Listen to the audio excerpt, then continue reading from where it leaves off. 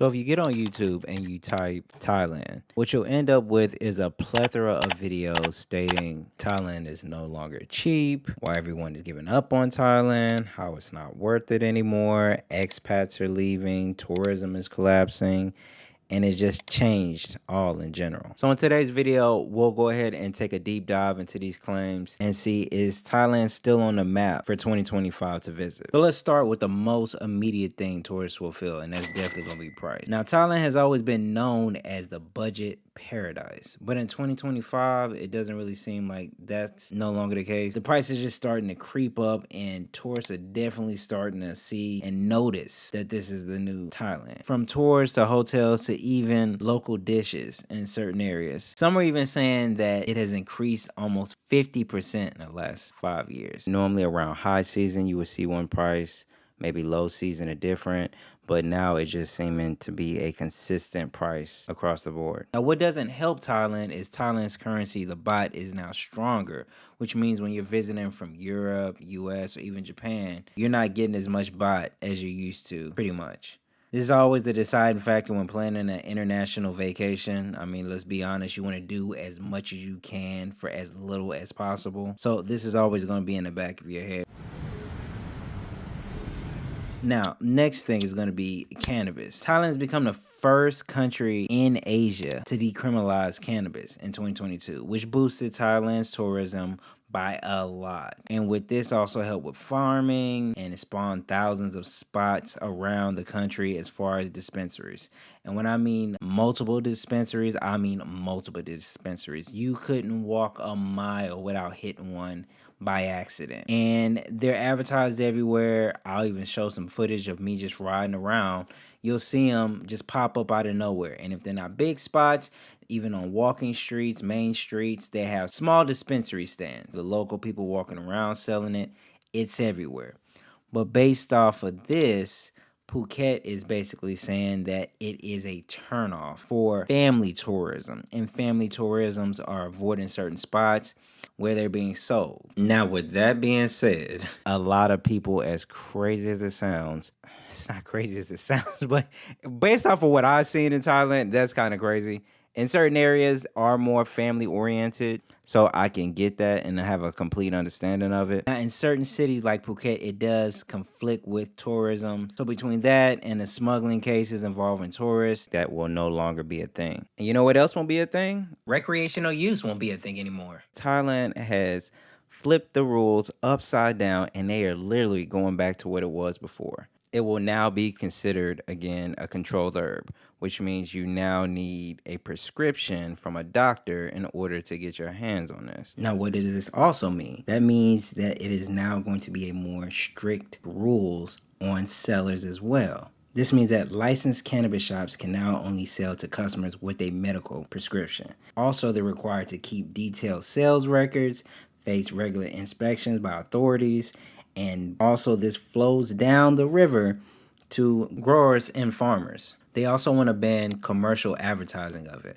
and no more vending machines or selling it online. That's definitely going to disrupt tourism as far as with the cannabis users going to Thailand, because this is something that you really don't see in any Asian country.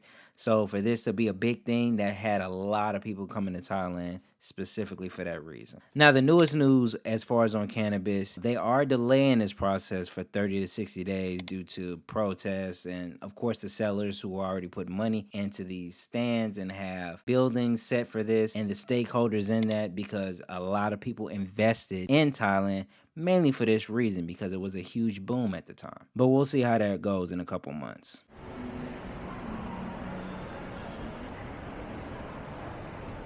Now, next thing is going to be the earthquake. Now, of course, Thailand is not known for a consistent amount of earthquakes, but the last thing tourists are thinking about is an earthquake when you booking these trips to Thailand. But with the earthquake that happened in Myanmar, which was like a 7.7, and the tremors were felt all the way to Thailand and had people in the days, it's not something that, is going to bring tourists running back.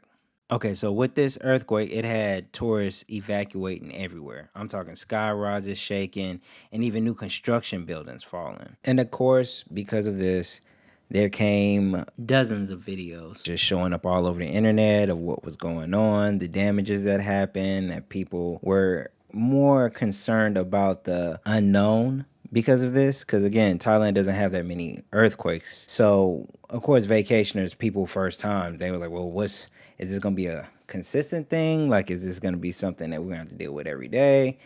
And a lot of people thought, it's not going to really affect Thailand too much, maybe on the vacationing side. But because of this started a wave of videos from content creators, even saying at the time that they were leaving, digital nomads packing up, ready to go to their next destination for work.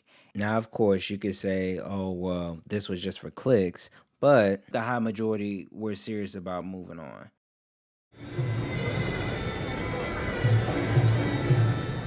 Now, this brings us to our next point, which is the high majority of Thailand's tourists, which comes from China. Now, Chinese tourists tend to be the biggest percentage of Thailand's tourist economy.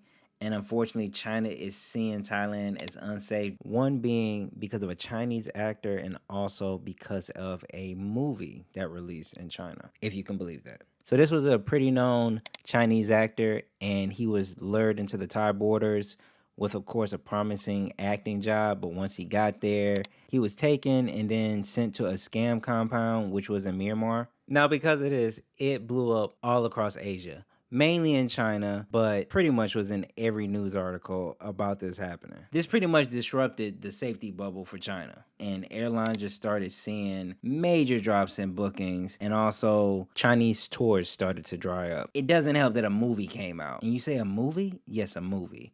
A movie called No More Bets. With this movie coming out, it pretty much persuaded a lot of people in China not to go to Thailand. The movie was about Chinese citizens pretty much going to a place that resembled Thailand under the conditions that they were getting a job, much so like the famous actor from China. And then from there, they were kidnapped and forced into legal scams. So between the ups and downs with pollution and the issues with Cambodia's borders, and now bombs? What? What the fuck? What? That can't be right. It said explosive device were found. Am I reading this right? So apparently they're having issues with the south of Thailand and Panini. I'm fucking this up. I'm thinking it's like Panera bread or some shit. But they're having issues with people in the south, and they paid people to bring explosive devices to the beach of Phuket. You know what? Stay away from the beach right now. Just do that. I would.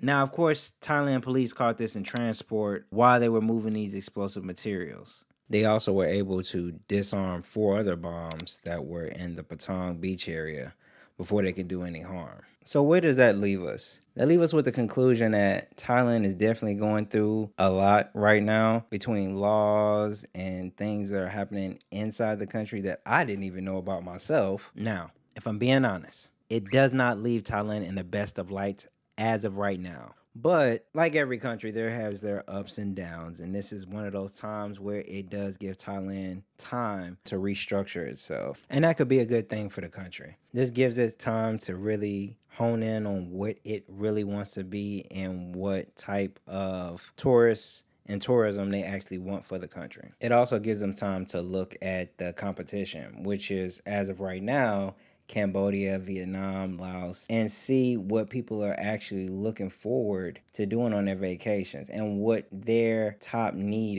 is and why they're choosing these other countries. So I actually ended up buying a ticket to Thailand just to get a boots on the ground experience to see what actually changed in the country so far.